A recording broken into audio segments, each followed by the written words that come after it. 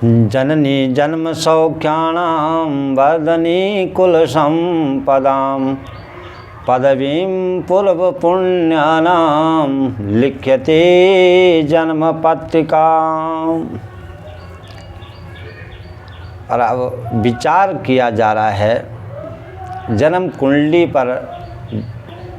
तो हमारी जन्म कुंडली जो होती है जिसके 12 भाव होते हैं, 12 भाव मतलब 12 जो लग्न हैं वो 12 खाने होते हैं।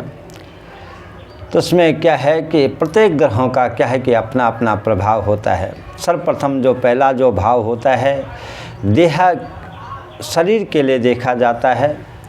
दूसरा जो भाव है वो धन भाव होता है, जो धन कुटुंब परिवार के लिए देखा जाता है।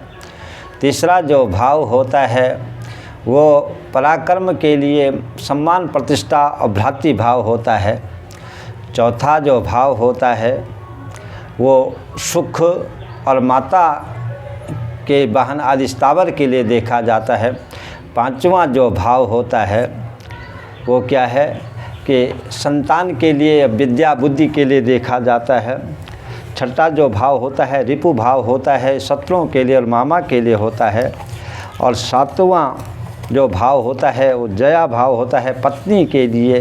ये इस प्रकार से क्या है कि ये भाव होते हैं। आठवां जो भाव होता है वो क्या है कि आयु का विचार किया जाता है। नौवां जो भाव होता है उसमें भाग्य का भाव होता है। 10वां जो होता है नौकरी सम्मान के लिए और पिता का स्थान देखा जाता है। 11वां जो स्थान होता है वो लाभ देखा जाता है। 12वां जो भाव होता है वहाँ से खर्चा और प्रदेश गमन के लिए देखा जाता है।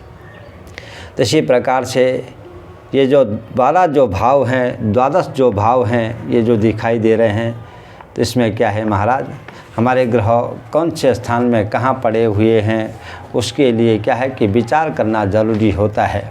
जिससे क्या है कि हम उसका क्या करते हैं कि फिर आगे उस पर विचार करते हैं।